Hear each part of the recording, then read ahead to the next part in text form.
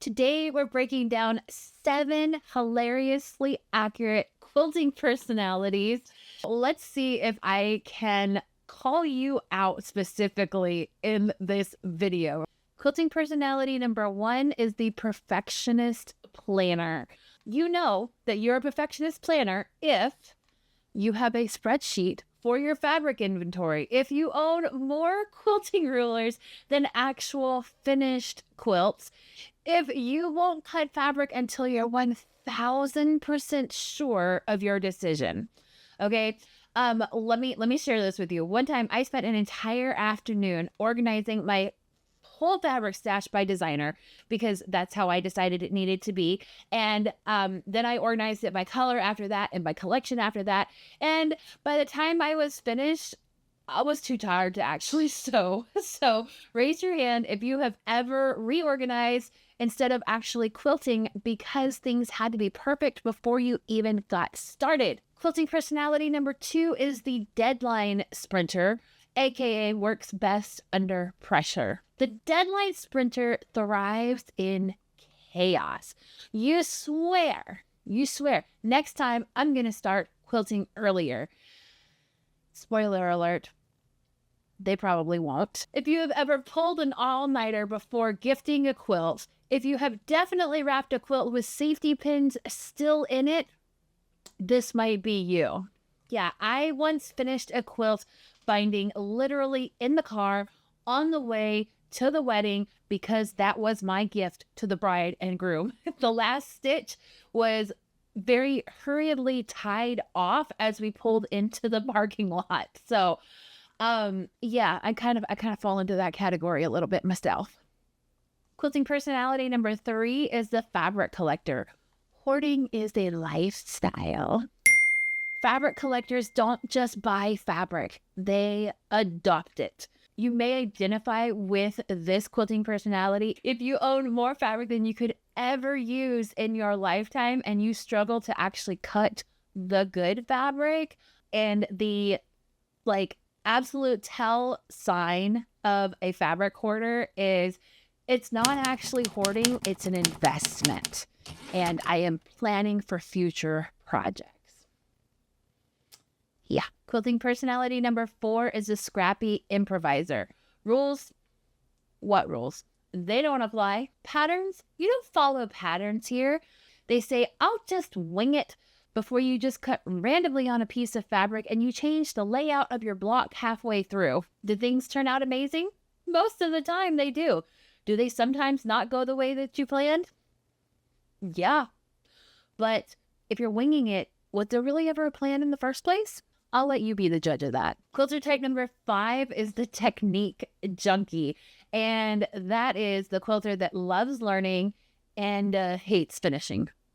The technique junkie collects techniques, not just quilts. You own every specialty ruler known to mankind. You have at least 3 online quilting workshops that you've started, finished, maybe, possibly, on your way to finishing, halfway through. You know, it's in the plans, right? You will totally get to it someday. Quilter type number 6 is the generous gifter, which is quilts for everyone else. You get a quilt, and you get a quilt, and you get a quilt, and you get a quilt. Generous gifters have never kept a single quilt. Maybe you keep the ones that are too ugly to give to somebody else, okay? You make a quilt for every single life event. Babies, weddings, birthdays, Christmas, holidays. Because you pour your whole life and your whole creative demeanor into this quilt, you might secretly expect people to cry when they receive your quilt.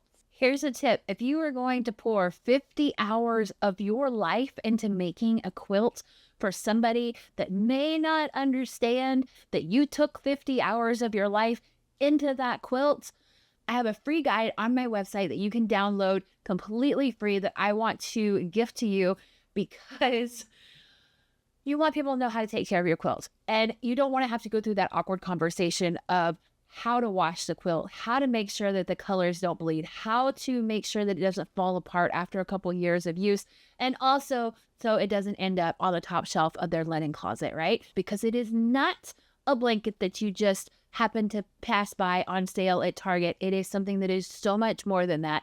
And that is something that people who are not quilters have a hard time understanding. So go to this website at the bottom of the screen here, and you'll be able to get that free download emailed to you immediately, and you can print it out and gift it with every single one of your quilts. And quilter type number 7 is the trend chaser. You're always onto the next big thing. What's new in the quilting industry? I want to make that. That looks so fun to make. And the trend chasers are already sewing next year's quilting trends. Those are also the quilters who are really into what is the color of the year? What is the design of the year? You want to check out all of the quilts at the shows because you want to see what is something that you can make for your next project. What is your next challenge? You don't want to do something that you've already done. You want to move on to the next one. And then I have one more bonus type for you just for fun, and that is the kit collector. The signature trait of a kit collector is somebody that buys quilt kits because they are so convenient. They're so beautiful. The kit collector loves the idea of everything being pre-cut. It's all there for you. You just have to sit down and sew it.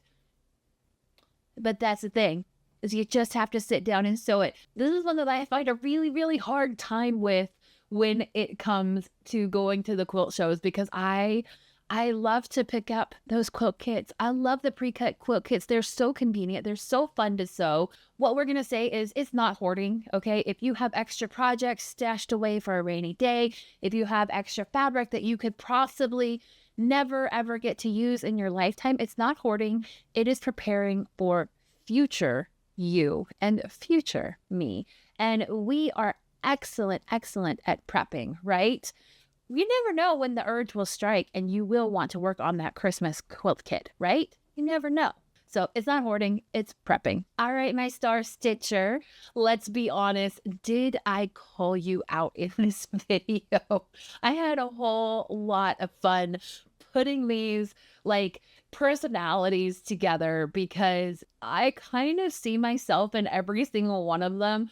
The ones that I wanted to say like, oh no, we can't put that down because that would obviously like expose my own personal like flaws, right? And then I realized like, no, that absolutely has to go down as one of the personality traits, because if I am doing it, then probability is high that you are in the same boat with me. So yeah, I want to know which one of these personalities fit your personality, or if you're like me and you're kind of a chaotic mix of all of them, depending on the day. So comment below, which quilter type are you? Seriously, I want to know. Tell me down below and tell me which one fits you best, or if you think we need to add a whole new category. I'm totally up to expanding this list and making it fit more quilters in the world.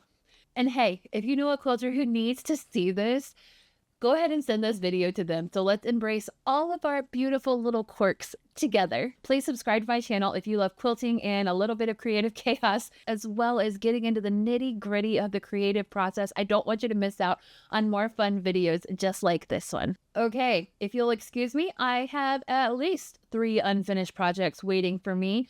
So happy quilting, my friends. I will talk to you next week. Have a wonderful rest of your week. I'll talk to you soon. Bye.